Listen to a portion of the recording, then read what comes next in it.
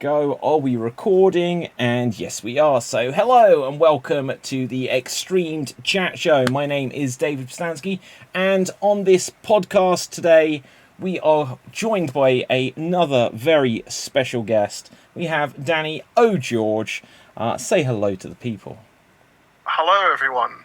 Hello, Danny. So, Danny, it's good. We did a podcast a while back. Was it about video games, I believe? I think we did two. I think we did one on video games and another one on films. No way. What movies did we discuss? Oh gosh. Do you know what? I can't remember.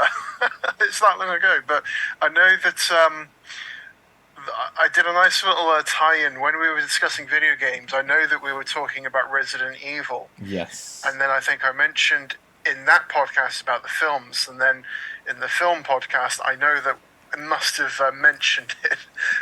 Well, this kind of sounds like when, like back in the day, you'd watch like Torchwood and Doctor Who or Buffy and Angel, and you have to watch both sides, like both series, to be able to get the full picture. I suppose. Although with Buffy and Angel, I know they're set in the same universe, but I never really watched Angel. But my understanding was that you didn't have to watch Angel and Buffy like simultaneously. You could watch one without the other, but still know that enough, I think. However, if you remember in the UK, I think Sky showed Buffy, and then Channel 4 got the rights to Angel, and it came on like 6 months late, and so there was some sort of element of crossover, and it was just like, well, when you're watching week to week on Buffy, like in America, you could watch Buffy and then Angel the next night or whatever. And it was just like, well, something happened and we don't know because we didn't have the opportunity to watch Angel. And then the other thing is it was on Channel 4 and they like censored it because they put it on at like 6 p.m. And so any like major violence or if there was a cuss word or something, it was just cut out. And everyone hated Channel 4 for it. I know. And also with the whole relationship with Tara and Willow as well, obviously that, I know, got a lot of attention for the wrong reasons. Yes. Over here, at least, I don't know how it was in America, but over here, I remember it was like not like a scandal, but it was sort of like no, I can't believe they've done this. Well, it's weird because that was back in the day of like 2004, so like slightly different time as recent ago as it was. So that was scandalous. But I remember like in about 2000 or 2001. There was like a massive scandal with like a Christina Aguilera performance on like SMTV Live or Live and Kicking or something, where she like sang "Dirty," exactly as she did in the music video, and there was like people with pitchforks saying that it was like immoral for their children or something. I can't remember. I mean, to be fair, when you sort of reflect back on like music from like our childhoods and you really pay attention to what the lyrics are saying, you'll be surprised that we were allowed to listen to them as kids. I mean, like for example, the Macarena. Yeah, it's a really fun little. What's wrong in the Macarena? Well, if you listen to the lyrics, it's actually about oh God, am I allowed to say prostitute on this? No, definitely not. You've done it now. Shoot. No, of course you can. I've done it now.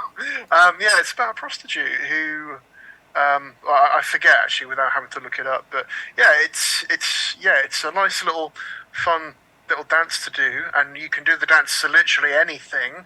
But the lyrics are not like it's not something that you should really be bopping to, really. Gosh, yeah, but there's like. I'm trying to think. Well, there's like lyrics in Grease Lightning the musical, which are inappropriate about the car being a certain kind of wagon and stuff like this. And yeah, it's weird how there's stuff that they just seemingly could get away with. And it's weird also to think that in the future we'll look back at this time and say about I can't believe they did this back then, and it was like set to some different standard or something.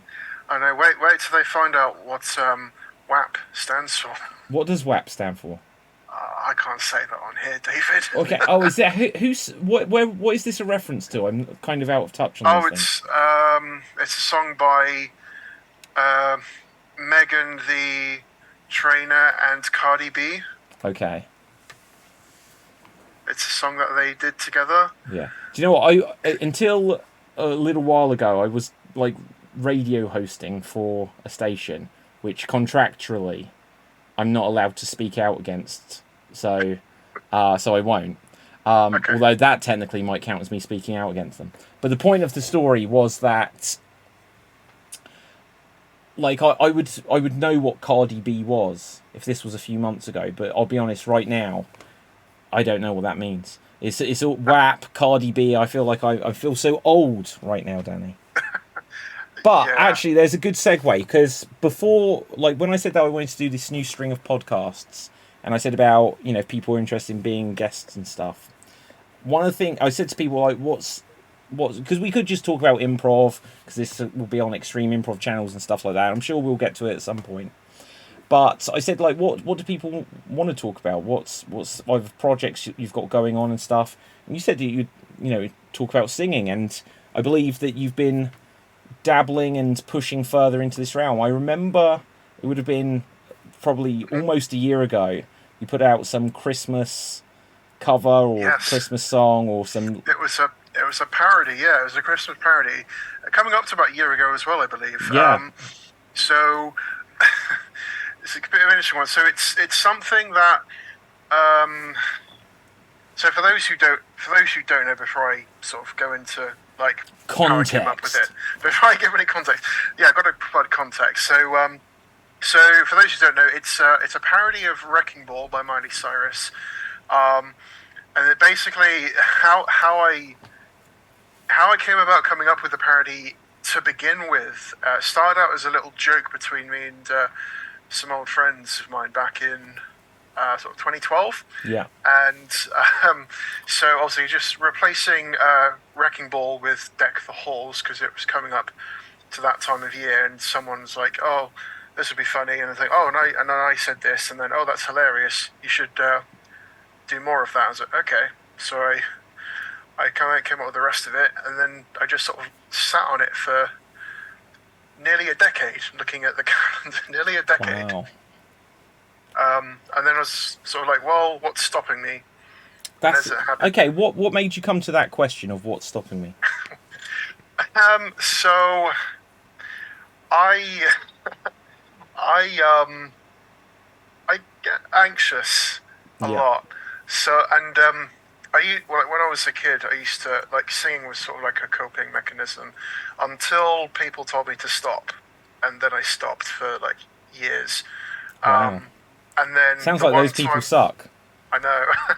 Oh, they did. But and then oddly enough, like when I was starting to get some confidence in myself, I did a live set, just some covers. And then I started getting like more people like sort of, I'm going to say harassing, because there's really nothing else I can say to describe it in any other way. So I got people harassing me leading up to the night that I was performing, and then that really sort of set me back. But then it was kind of like, well, actually, I don't care for these people.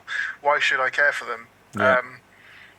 And then a friend of mine who produces his own music and now works for like a sort of production company in Southampton for like bands and other artists and stuff, sort of invited me to go to his home studio, and we sort of recorded it, and then I sort of, with bated breath, I just shared it on like my socials, and people loved it. So amazing. That's great. And that was towards the end of last year, obviously in the run up to Christmas. And forgive me if I'm wrong, but I think there's been rumblings of something in the more present time. Yeah, so I've released 2 other like actual covers, not parodies or anything. Not parodies. I did that was back in, gosh, it was a couple of months ago. I think I recorded it at the end of July, and then I released them. Well, I meant to release them at the end of August, but there was like a kerfuffle with the copy getting the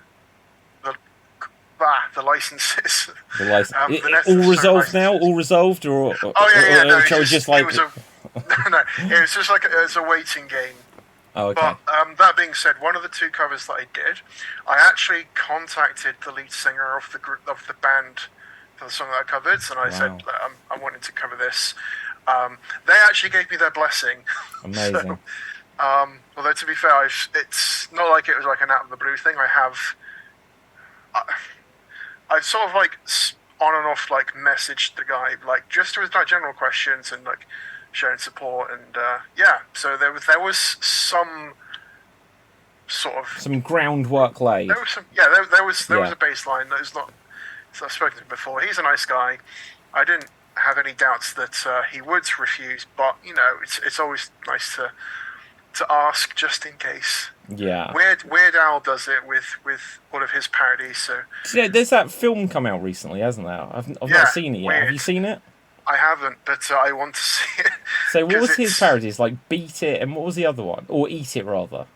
Yeah, and based from what I've seen in the trailer, they do touch upon his parody Like a Surgeon, which is a parody of Madonna's Like a Virgin, because Madonna, not obviously the real Madonna, but an actress playing Madonna, features in the film as well. But from what I understand, the actual film is a parody of the whole biopic genre. It depicts, obviously, to some degree, his like career, but in a parody of like actual biopics. So I'm curious to see that, because it's not the first film that he's done, to my knowledge. Who? Weird Al. Yeah. Well, so how much is he involved in the film? Like, if you know. I know he has a part in it, but obviously Daniel Radcliffe plays him. But Weird Al, obviously he's like behind the scenes, but he's also, I think he's in the trailer. I think he's like a manager or like a record company or something. So there's a scene where he bursts into his office, Daniel Radcliffe, and he's like, play this. And he hands the manager this cassette or something.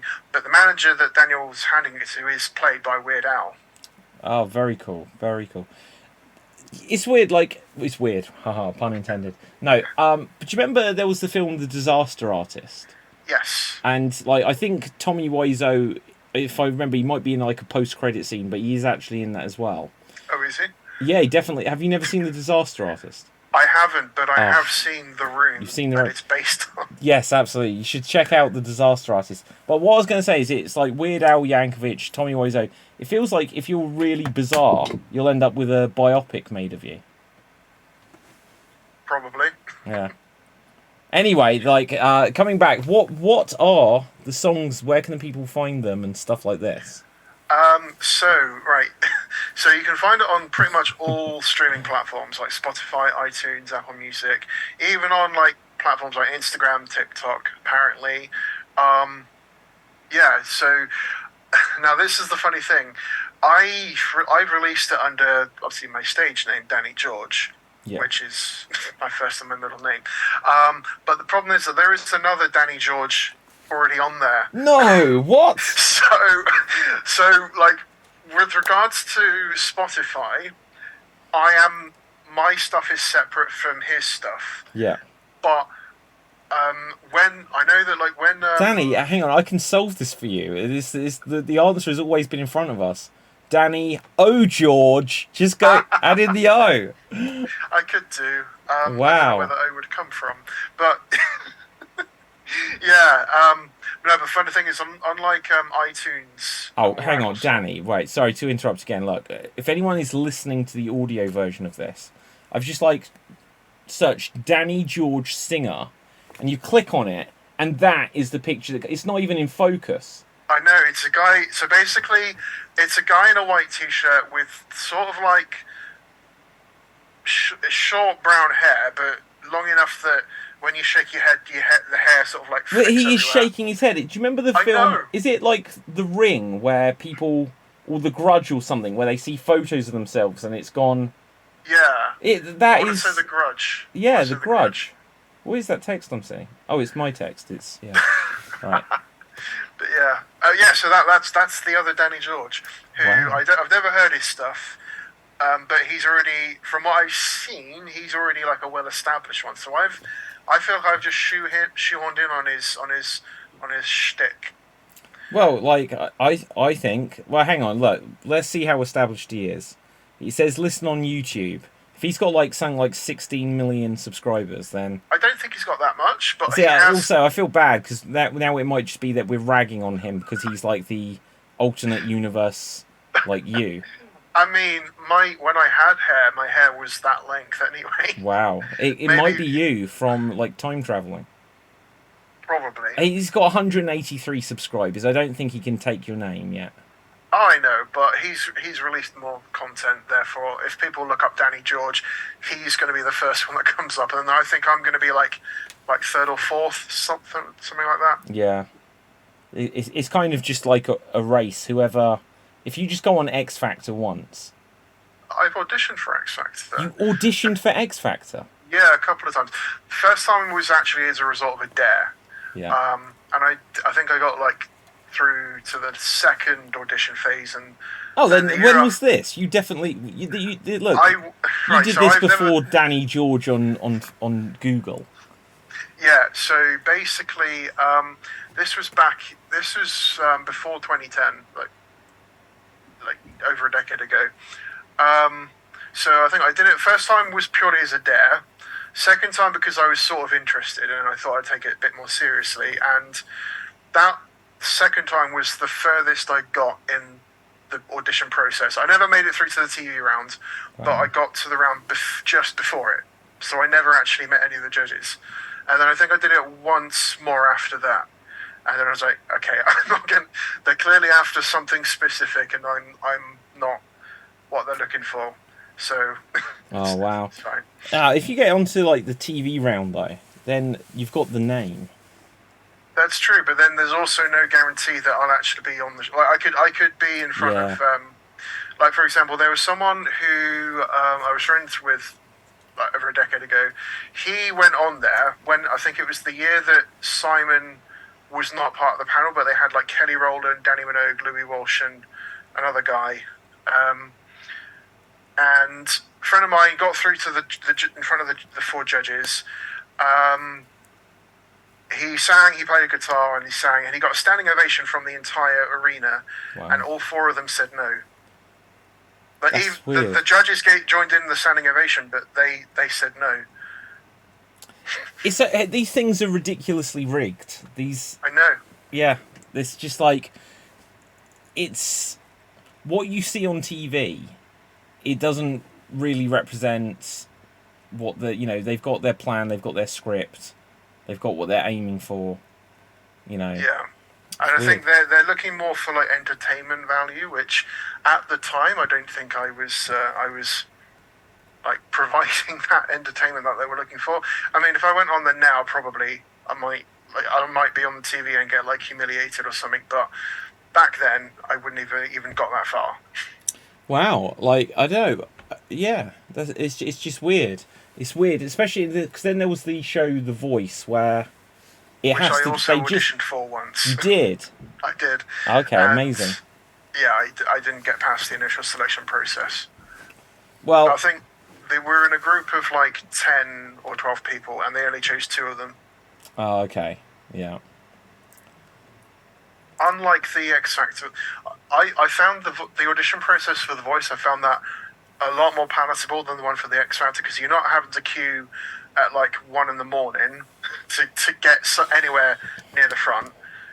So like you're in there and you're out of there very quickly. Yeah. Whereas if you got there at like a decent time, like 7 or 8 a.m, you are like quite far back, and you've got to stand there for hours and hours. Yeah. Like slowly trickling through until you get to the front, and then you're looking at like what 1, 2 in the afternoon. Can you just like imagine Philip Schofield just like skipping that queue? Oh yeah, absolutely. I'll be honest, that was a situation I kind of like heard about it, and when you said about queuing, I was like, I'm going to jump on that, but I don't really understand it. So yeah, I will say though that I am taller than Dermot O'Leary. No way. I'm just like a couple of like centimeters taller than him, but I think he was sort of there, came out briefly to sort of visit the crowd, but I think it was more like to film a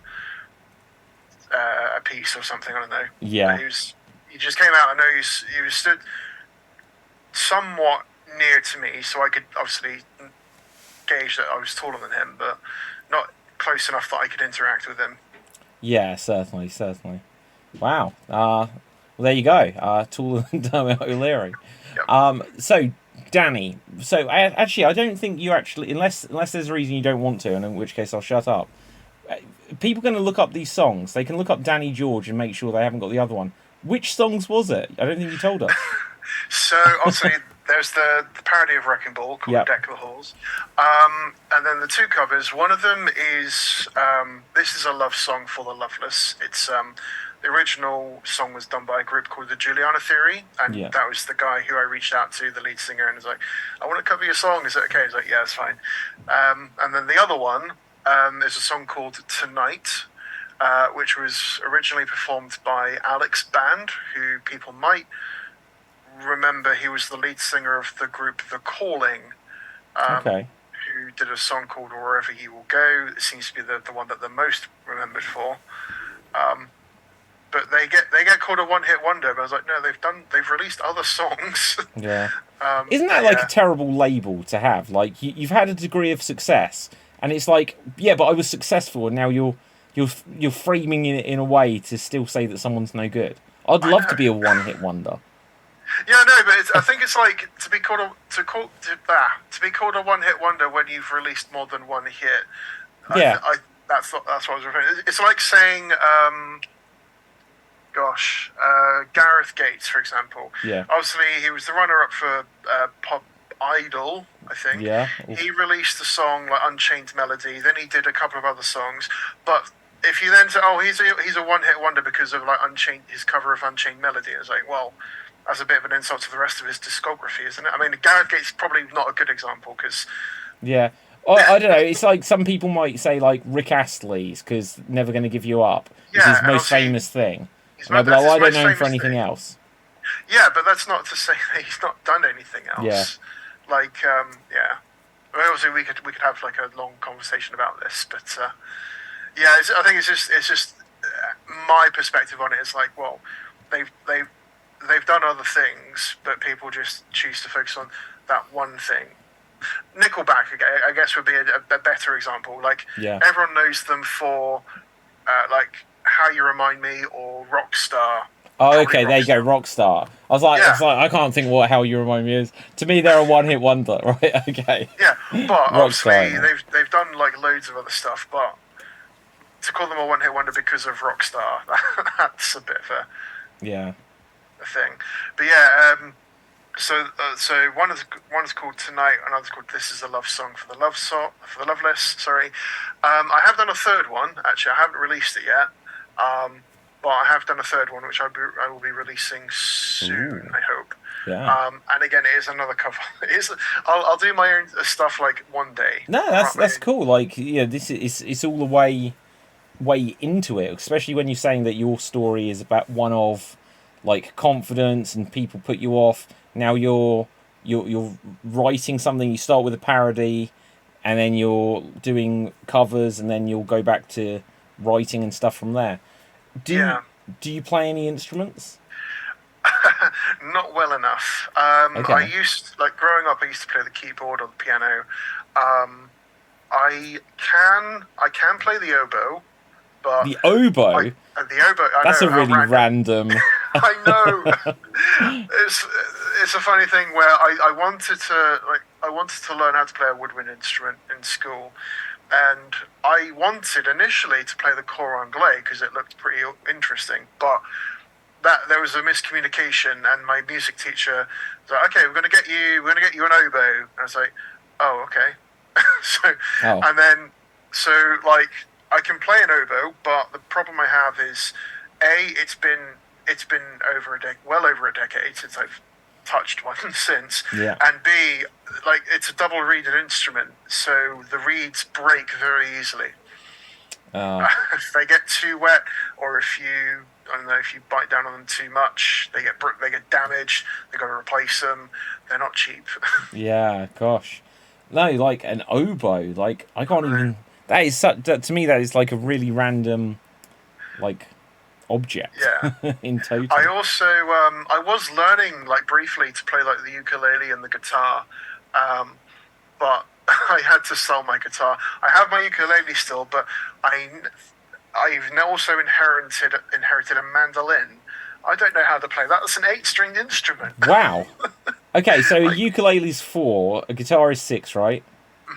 And a mandolin's got 8 strings.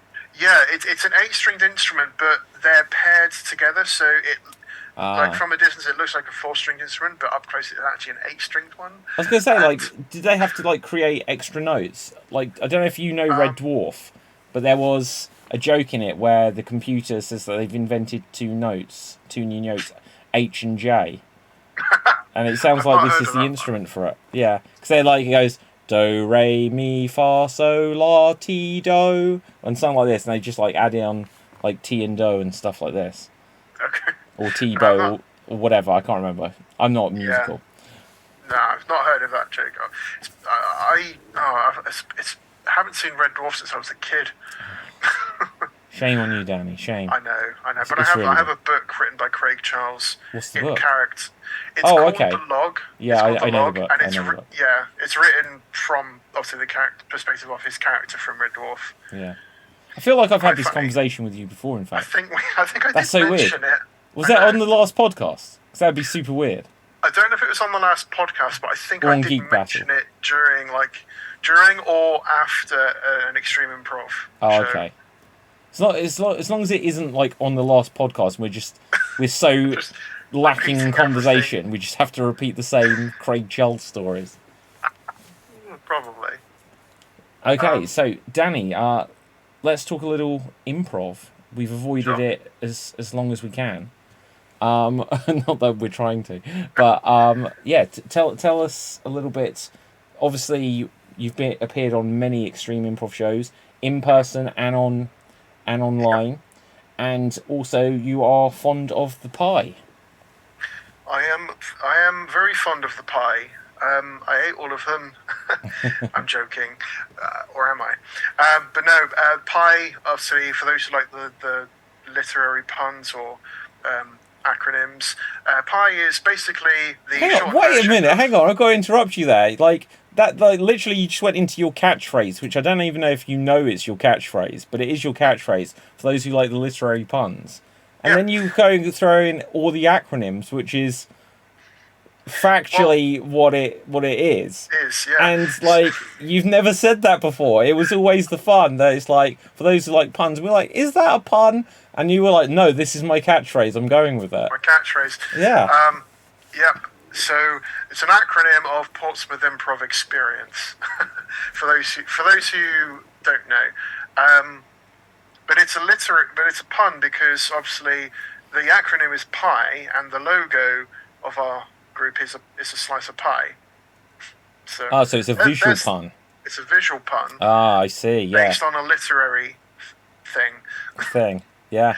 I'll make it work, David. I'll make it work. Yeah, don't worry. It works enough. It works enough for me. So great. Yeah. Like, how long have you been involved with Portsmouth Improv Experience? Gosh, definitely.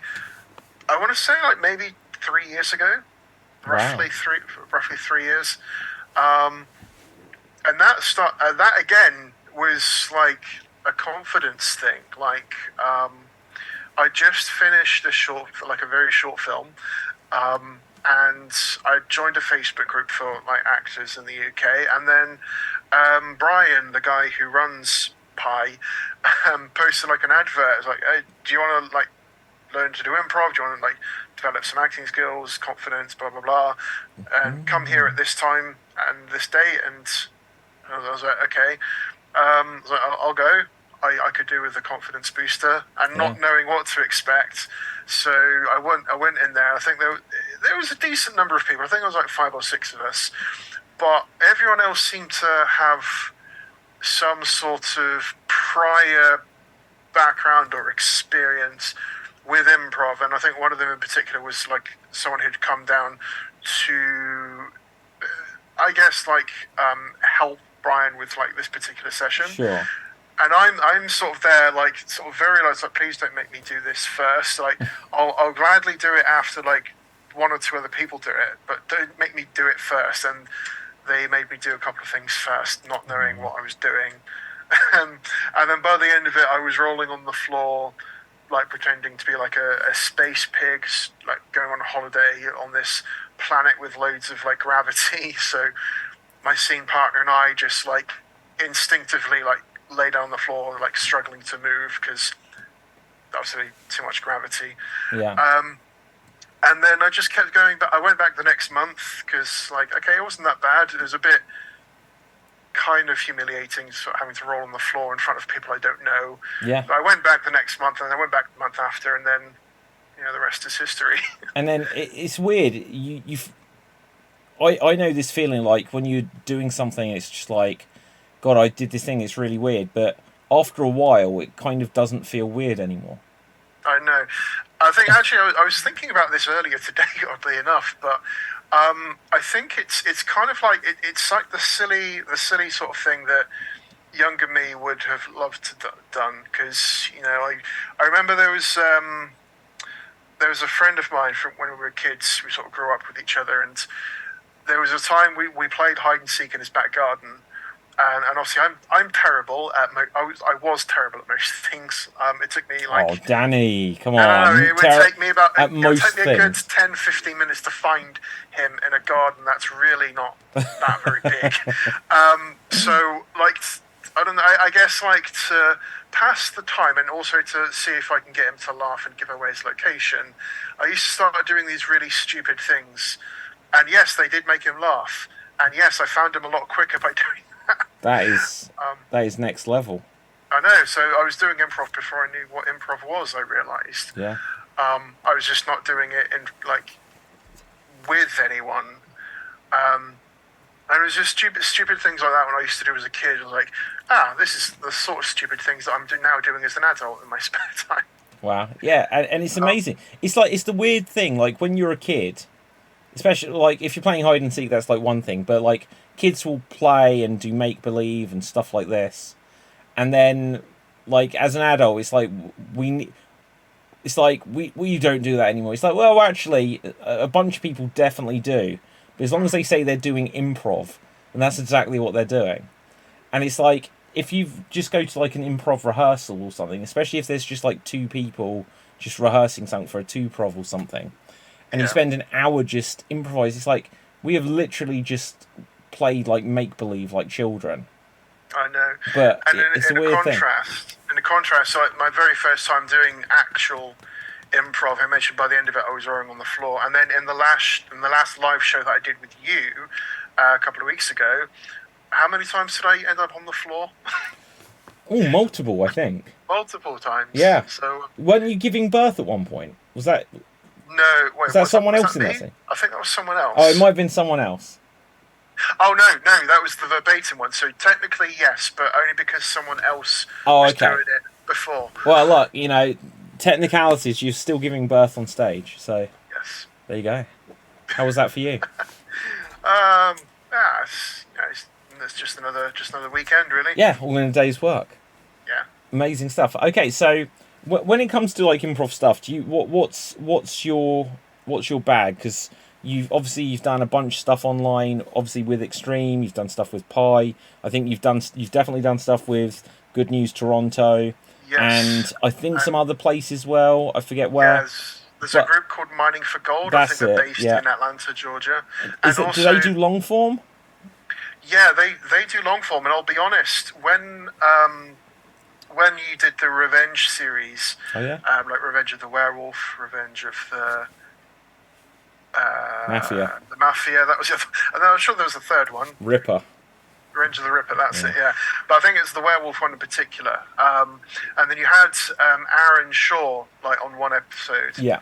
And then he plugged his, like, long form thing, and I was like, okay, this seems cool. I need to develop my long form skills, because I'm terrible at long form. And, and obviously because of the time difference as well, I don't usually get to perform with them.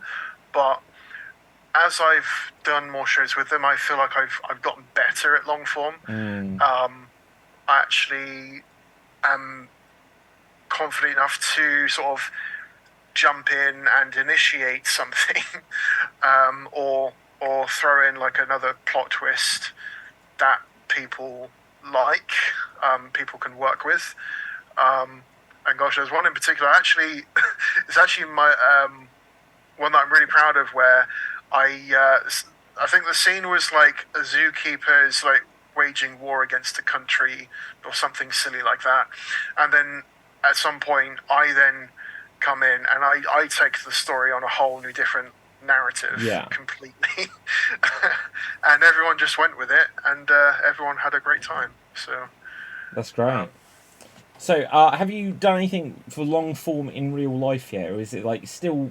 It still feels like the world's opening up to these opportunities, isn't it? Yeah, I've not done anything in person regarding long form, at least not yet. In fact, in the last pie drop-in session that we did, I only just got to grips with musical improv. It's hard. I know it is. It is hard. It is difficult. Yeah. So that's just something I'm gonna have to learn in order to get better at it, and I have to start doing it more. Yeah. And who knows where that's gonna go as well. Yeah. No. Absolutely. So Danny, here's like I guess a question at this stage. It's like we spoke about improv in the past. Obviously, we spoke about stuff like movies, games. Spoke about singing. You know, what else? What else interests you? What are you passionate about? Because it's amazing how there can be like some very surprising things come up. Like even just like the talk of oboes and what was the other instrument you said? The mandolin. Mandolin. Jesus. Yeah. Wow. So, something that I'm sort of striving to work towards is, I guess it's fair to say, just performing arts in general, really. Like, back in sort of early September, I was flown out to Ireland to sort of help shoot like an independent psychological horror film. I just play a minor character. I don't have like a big role in it. But I was only meant to have one line, and then through sort of circumstance, I was given more lines. Right. And yeah, that was fun. I spent a whole weekend in Ireland. And that was literally a week after I came back from Canada. So, oh my God! Well, which island? The good one or the bad one? We went to Galway, so it will be the, the not the northern one. Oh my! Do you know what? Like, oh wow. So okay, you gave the non-committal answer there. I said not the good one or the bad one. Just so anyone listening, they're like, "What do you mean by that, David?" And it's like I meant nothing by it. I just wanted to see what your reaction was. It was. But you answered it very well. To be fair, I've not been to Northern Ireland, so I can't give an opinion if I've not been to both of them. Yeah, no, it's just funny when you've got like something where there's two things, like in America, North Carolina, South Carolina.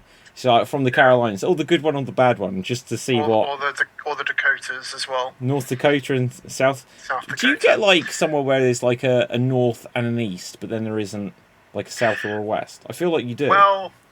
There's Virginia and there's West Virginia. That must be exactly what I was thinking of, because I was like, in my head, it's like, I'm sure there's something where you just get like north or west as it is, and then you don't get the opposite. So it's like, well, isn't it just Virginia? I know, right? But yeah, no, that's because it's not East Virginia, it's just Virginia. But you've got West Virginia specifically. Well, maybe it used to be like west of Virginia. And they were like, why have we got this "of" on there? Shouldn't it just have its own name? And they're like, well, everyone just calls it West of Virginia. So they're like, oh, we'll just call it West Virginia. Probably. I don't know. But yeah, so when obviously having done that film, which I think they're sort of wrapping up the post-production, I think. Yeah. They might actually, no, that's not true. I think they've got a couple more things that they need to film here in England. Not sure if I'm going to be needed for anything of that, but I have a feeling the film should be released sort of, I want to say early next year.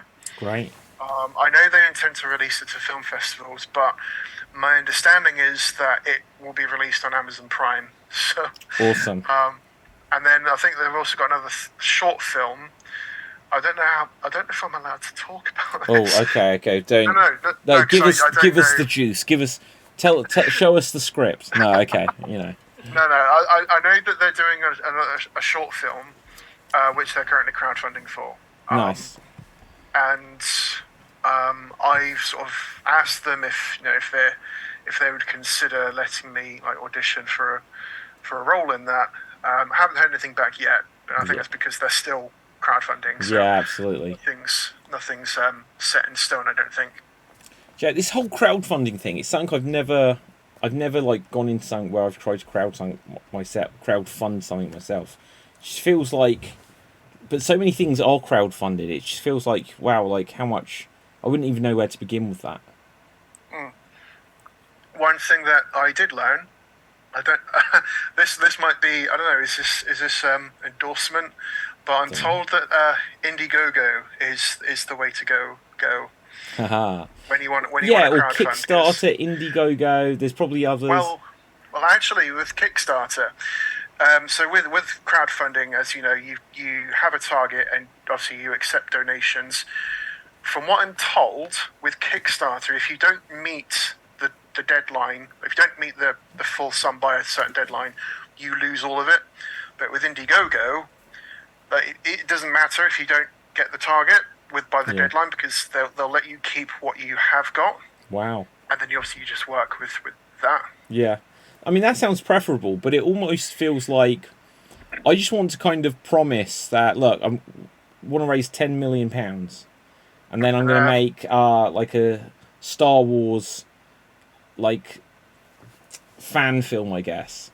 And then it's like you scrape together like £3 million, and it's like, guys, they won't let me have the rights. Thanks though. And it's like, if they just let you keep it. I mean, yeah, but I think they let you keep it so long as you obviously show that you are.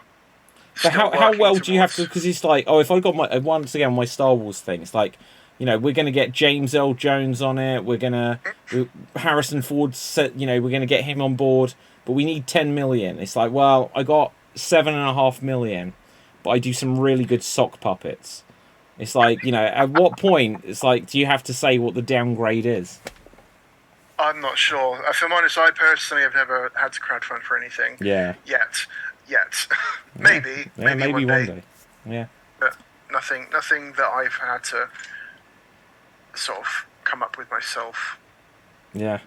Well, if you can come up with something where you've got like the mandolin and oboe players, and you need like the tuition of it, you need to crowdfund that stuff. Yeah. Yeah. So, Danny, we'll begin to wrap things up presently. Whoops. But what, like, so you're going, like, doing all this for, like, performing arts and stuff, and what would be some, like, ideal roles that you would like to get? Or like, if it's not, like, specifically I want to be Iron Man, but if it was, like, I'd love to be a character like this, or what have you? Yeah. So I think it's, I would probably be, looking at the sort of stuff that I'm good at, I feel like I would be a really good like comic relief character. Yeah. So comic relief in something more serious, and you're like the comedy, light-hearted character, or you'd like to be in a comedy. Yeah, either, well, both, I guess. Yeah. But I'm also told that I would make like a pretty good like bodyguard type, a security type character. I guess. Because I'm stocky and I'm bald and I have a beard. It's like it's the full, it's the look, So, it's a presence, isn't it? Exactly. And it's, I was going to say, it's amazing when you get something like that, because like the two characters you've instantly described are almost polar opposites. Exactly. And the thing, I helped someone do a showreel, like I think earlier this year, and my character for this showreel, it was a challenge for me to play. I enjoyed it, but I was playing. I was playing like a grieving husband or something. Wow. And I had to cry. I didn't know how to cry on cue, so they kind of like shoved like a load of like tear stick. No, not. They didn't have a tear stick. They had to improvise. Like so Vaseline, they just got chili powder. Something like that. It's like No way. Vicks vapor cream. Yeah, like that'll not kind of vapor do it. cream, Like as long as you get something with like aloe vera in, I guess. Yeah, and obviously that was enough to make it look like I had been crying. Yeah. But the funny thing is, like, I was sort of inspired by that. Okay, because this would be a really useful skill to have if I do, get that far into it, like an acting thing. Yeah. Like, can I make myself cry on cue? And I tried it. Like, I was watching like these things, like how to sort of get into the mindset, and it took me half an hour to shed a single tear. Was that just like? But okay, and I'm not saying that you didn't achieve here, but was it like after 30 minutes you're like, why can't I do it? Why? No, I think the reason why it took so long is because I was sort of jumping back and forth between 2 or 3 different points. Yeah. Like focus points, and I was like, I need to choose on one of them. I can't just like cycle between the 3 of them because that's going to reset the whole emotional thing. And but yeah, now that I know it's something that I know I'm capable of doing, I need to now sort of learn how to do it in less time, I guess. Yeah. I know. Yeah. No, that is the thing. Yeah, it's a challenging thing, but this is where you just get a tear stick. It's just like I know. It'd be so much easier. Well, no, just cheats. It's like like Iron Man isn't really. He doesn't really fly. Gollum isn't really there. It's like, why do we actually as actors that have to cry? I know. But actually, that being said, it's just remembered. Someone did also say that if I was to do like pantomime work, I would make a really good dame. Oh, I should imagine. Yeah. I agree. Well, okay. So going back to Revenge, didn't we get a couple of? Wasn't there a big thing between you and JJ Zan about if you're going to play? Because I think we'd had quite a few like female performers played male Fiona, performers. Elkie. Yeah. So so you. Laura. Yeah, and then you were like, I'm gonna go for it, and you and JJ, I think on the same show. So I think how it started was one of the 3 that I mentioned, like talked about. It's interesting that like us women are playing like male characters, but none of the men are playing any of the female characters. And I was like, okay. And then I think JJ replied to it first, and then I said, I'll do it if you do it. And then I think he agreed, but I think I ended up doing it first. Yeah. And then he did it the next show afterwards. I think I played like a go on. gothic. That's how I played a gothic character called Zelina. That's and then he came on afterwards. Like full dame, like pantomime dame, Madame Zaza. That's it. Do you like pantos? I've not been to one in so long. Oh, okay. I thought you were going to say I've never been to one in my life. Sort of thing. No, I've also been to a pantomime. I think the last one I went to, if I can remember correctly, I think it wasn't that's not pantomime, sorry, but it was like a Postman Pat thing. Okay. Like we went to a stage show and there was like Postman Pat, and it was like a kind of like a pantomime, but also kind of like a puppet show. Wow. Something weird like that. But and I think the last time I did a pantomime was when I was in school, obviously school plays. And I was like a extra. I was a mouse or something that was just amazing. Had to just run around the stage, and then that was it. That was my your debut. My debut, yeah. As a mouse. As a mouse whose tail fell off accidentally. Oh my god, that's like what? Oh, it fell off accidentally. Not like pinned the tail on the donkey sort of thing. It was just you lost your tail. I was only like 4 or 5 years old. Isn't there like in one of the Chronicles of Narnia things that like a mouse loses a tail? Possibly. I don't know. Right, that was just a random memory of mine. Okay, so Danny, we should do this. We should do a part 2 to this at some point soon. Yes. But let's leave them wanting more. And there's a ton of stuff we can pick up on. Like, this time, we had a couple of references to movies, but this time we didn't go into movies or video games at all. Just very quickly, Is there any video games you're playing recently or at the moment? So I know you like your mods and things that because you stream Down B yeah, Danny, if I remember the that's plugs correct. That's correctly. my Twitch handle. I haven't had the time to go back into streaming, but the last game that I was streaming was it was Final Fantasy IX, but it was a modified version where it provides more of a challenge. Like everything's more balanced out. Some of the enemies are stronger, have different skills. Characters have different skill sets. It was an interesting run, and I look forward to playing it, carrying on playing it. But when I get back into streaming, there's a whole bunch of other games that I've got sort of lined up as well. So we'll see. Awesome. Okay, Danny. So where can the people find you, or plug anything that you'd like to plug? Sure. So I am on Instagram and Twitter under Danny Unplanned. Also, I'm on Twitch at DownBDanny. I'm on Spotify and other music streaming platforms as Danny George, but not the Danny George who's shaking his head, because I don't have that amount of hair left on my head to do that. And obviously, I'm part of the Portsmouth Improv Experience. We're on Facebook at Portsmouth Improv. I think that's it, really. Awesome. So, audience, whether you're watching or listening, I thank you, and do check out all of the YouTube channels for the Extreme Improv, Geek Battle, Jetlag and Loving It, so on and so forth. Check out Xstreamed.tv, and if you're just listening to this, if it's on Apple or Google or Spotify or whatever, make sure you smash that subscribe, as is the tradition. And until next time, stay safe, always stay extremed, and ciao for now. Boom. And we're off the air.